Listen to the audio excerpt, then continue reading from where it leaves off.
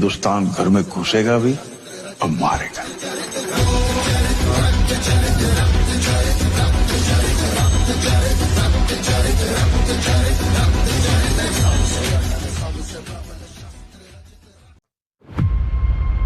जातस्य हि ध्रुवम मृत्यु ध्रुवम जन्म मृतस्य च।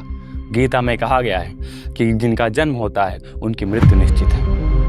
और अपने बेटे अर्थात भारत के बेटे पाकिस्तान की भी अब मृत्यु करीब है। बहुत जल्द ही वो भारत मिलेगा और भारत अखंड भारत बनेगा। जम्मू कश्मीर के एक पहलगांव इलाके में, जिसे मिनी स्विट्जरलैंड कहते हैं, क्या कहते हैं, मिनी स्विट्जरलैंड कहा जाता है, वहां पर पाकिस्तान के 4 आतंकवादियों ने एक बहुत दुखद घटना कर दी, बहुत बड़ा हमला कर दिया, जिसमें भारत के 28 लोग मारे गए। भारत के 28 मासूम लोग मारे गए। कुछ लोग घूमने आए थे, छुट्टी मनाने आए थे, कुछ अपने बेटे की खुशी मनाने के लिए आए थे, उनके रिजल्ट की खुशी मनाने के लिए आए थे, लेकिन उनको क्या पता कि वे आज जा नहीं पाएंगे। और उसमें मारा तो कहा गया कि जाना और अपने मोदी जी को बता देना, महिलाओं को छोड़ दिया गया। और कुछ लोगों से तो उनका धर्म, उनकी जाति पूछ करके मारा गया। धर्म नहीं, धर्म पूछा, जाति नहीं। बहुत से मीम बने, बहुत सी बातें हुई, इस पर राजनीति भी, इस पर पॉलिटिक्स भी हुई।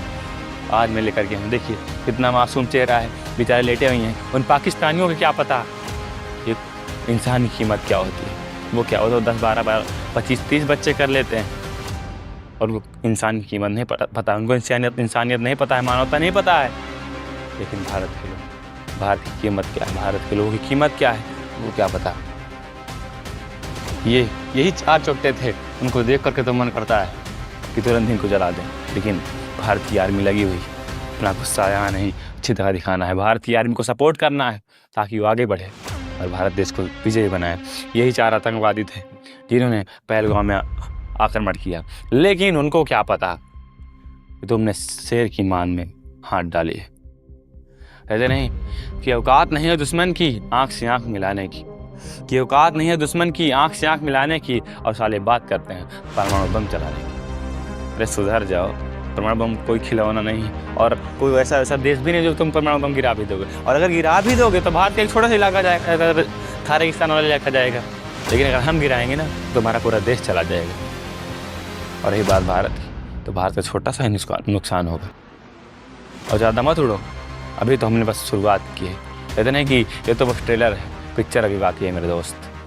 मोदी जी बैठे हैं, उनकी पूरी सेना बैठी हुई, आ रहे हैं हम लोग, सतर्क रहना, आगे बढ़ते हैं। इस हमले को काउंटर अटैक करने के लिए, इसका बदला लेने के लिए मोदी जी ने एक ऑपरेशन चलाया, और ऐसा ऑपरेशन, उसका नाम ऐसा रखा, उसके लिए हम उनको बहुत बहुत धन्यवाद देते हैं, उनकी पूरी टीम को धन्यवाद देते हैं। ऑपरेशन सिंदूर। क्या नाम रखा? ऑपरेशन सिंदूर। उन्होंने बताया कि एक सुहाग की कीमत क्या होती है, सिंदूर की कीमत क्या होती है। तुमने महिलाओं को बुज़दिल समझा, कमज़ोर समझा, अब दिखाते महिलाएं क्या होती हैं। और भारत देश की 2 शेरनियाँ ही इस मिशन को अंजाम दे रही। यही भारत देश की 2 शेरनियाँ हैं जो पाकिस्तान को आज रुला के रखी हुई हैं। देखते हैं, ये विंग कमांडर और ये हमारे देश के कर्नल, इन्होंने भारत और पाकिस्तान की जो मिशन है ऑपरेशन सिंदूर, इसमें बहुत बड़ी भूमिका निभाई है। और आज पाकिस्तान के 9 इलाकों पर आतंकी, और वैसे इलाके नहीं, पाकिस्तान वालों की तरह बस आदमी को देखा गोली चला दी। भारत ने बड़ी प्लानिंग के साथ जहाँ पर देखा कि जहाँ पर लोग नहीं हैं, बस आतंकी एरिया जो था, आतंकवादियों का एरिया था, जो ठिकाना था, उसको तबाह किया, जिसमें कुछ आतंकवादी भी मारे गए। लेकिन उन्होंने आतंकवादियों को मारा। भारत आतंकवाद के खिलाफ लड़ता है, इंसानियत के खिलाफ नहीं लड़ता है। भारत के अंदर इंसानियत है, भारत के लोगों के अंदर इंसानियत है। पाकिस्तान वालों के जैसे कुत्तों की ज़िंदगी नहीं है भारत वालों की। चलिए आगे देखते हैं। ये देखिए, जब हमला हुआ इसके बाद पाकिस्तान के इलाके की बात करते हैं। पाकिस्तान की तस्वीर है, ये सारी पाकिस्तान की तस्वीरें हैं। और पाकिस्तान के 9 इलाकों पर हमला हुआ। ये बहुत जैसे मुजफ्फराबाद, सियालकोट, भीमबेर, गुलपुर, कोटली जैसे इलाकों पर पाकिस्तान के हमला हुआ। और जब हमला हुआ तो पूरे पाकिस्तान बौखला गए। उसको क्या पता कि अब क्या होने वाला है, किससे पंगा ले लिया है। उनको पता होना चाहिए कि जितनी बार लड़े उतनी बार हारे हो, कभी नहीं जीत सकते भारत से। 93,000 सैनिकों ने तुम्हारी सरेंडर किया था, ये आगे बताते हैं। और फिर भी नापाक हरकत करते थे। कभी नहीं सुधरेंगे पाकिस्तानी, कभी नहीं सुधरेंगे। अब ये ऐसे ही सुधरेंगे तो वे भारत में मिल जाएंगे। भारत में मिल जाएंगे और आएंगे, हम लोग ही इनको सुधारेंगे, बढ़िया कूच कूच के सुधारेंगे, तब इनको समझ में आएगा। चलिए आगे देखते हैं। अब तो हम जिस समय वीडियो शूट कर रहे हैं उस समय ऑपरेशन सिंदूर का 2.0 वर्जन चालू हो गया है, 2.0 चल रहा है। बहुत बड़ी घटनाएं हो रही हैं। वो हुआ, पाकिस्तान ने भी फिर हमला किया, पाकिस्तान ने पुंछ में, उरी में फिर अपनी नापाक हरकत की, फिर उसने घटिया काम किया, लेकिन उसको फिर अब करारा जवाब मिलेगा। ये देखिए ऑपरेशन 2.0 की कुछ तस्वीरें हैं जहाँ पर air defence system in Lahore का जो एयर डिफेंस सिस्टम था उसको तबाह कर दिया भारतीय आर्मी ने, भारतीय एयर डिफेंस सिस्टम में। अब देखो बात क्या हुई, कहते नहीं कि अपने घर में तो देख नहीं पा रहे हैं, बाहर लड़ने चले आए। अब ये पाकिस्तान का एक इलाका है, ये पाकिस्तान का एक राज्य है बलूचिस्तान, ये खुद ही उससे अलग होना चाहता है। बहुत दिन से विद्रोह चल रहा है, इसने खुद ही बम गिरा दिया पाकिस्तान के ऊपर। ये बलूचिस्तान जो था इसने खुद ही पाकिस्तान के ऊपर बम गिरा दिया। अब भारत का बहुत बढ़िया मौका है। जिस तरीके से भारत ने 1971 में, कब 1971 में बांग्लादेश को अलग कराया था, उसी तरीके से बलूचिस्तान को भी अलग कर सकता है। बस थोड़ा इशारा करना है, और कहते नहीं समझने वालों के लिए इशारा ही काफ़ी है। बलूचिस्तान आराम से अलग हो जाएगा, इसके बाद हमको और आराम हो जाएगा, फिर इसके बाद ये पूरा पाकिस्तान अपन हम कब्जा कर सकते हैं। चलिए देखते हैं। अब भारत को क्या करना चाहिए, रुकना नहीं चाहिए। इधर से बलूचिस्तान हमला कर रहा है, अब भारत को क्या करना चाहिए, यहीं से देखिए। अब हम तो ये बताने के लिए बड़े छोटे शब्द हैं, हमारी बहुत छोटी उम्र भी है, लेकिन भारत सरकार को अपने हिसाब से अब इस समय क्या कर लेना चाहिए। पीओके के साथ साथ जो पाकिस्तान ने भारत का 30% हिस्सा लिया है, पीओके पाक ऑक्युपाइड कश्मीर, इसके साथ साथ पूरे पाकिस्तान को कब्जा कर लेना चाहिए और भारत मिला लेना चाहिए, ताकि ऐसा दोबारा हमला ना हो पाए। पूरे पाकिस्तान को समझ में आना चाहिए कि भारत क्या है। और हमको लगता है पाकिस्तान के लोग चाहते भी हैं, भूख से मरना और जो तड़प रहे हैं, इस तरीके की घटनाएं झेल रहे हैं, पाकिस्तान के लोग सुकून से रह नहीं पा रहे हैं। वो चाहते होंगे कि हम जाएँ भारत में सुकून से रहें, महंगाई की मार न झेलें, बढ़िया से रहें, तो चाहते होंगे, और उनको मिला भी लेना चाहिए भारत सरकार को। ये देखिए इन दोनों लोग के कारण ये सारी चीज़ें हो रही। ये पाकिस्तान सुरक्षोट्टा, ये पाकिस्तान के रक्षा मंत्री, ये इनको देखो, इनको तो यही नहीं पता कि कहाँ कब बोलना चाहिए। इनकी संसद में इनको खुद ही गीदड़ बोल देते हैं, वहाँ के जो सांसद होते हैं वो इनको गीदड़ बोलते हैं, इनके मंत्री इनको गीदड़ बोलते हैं।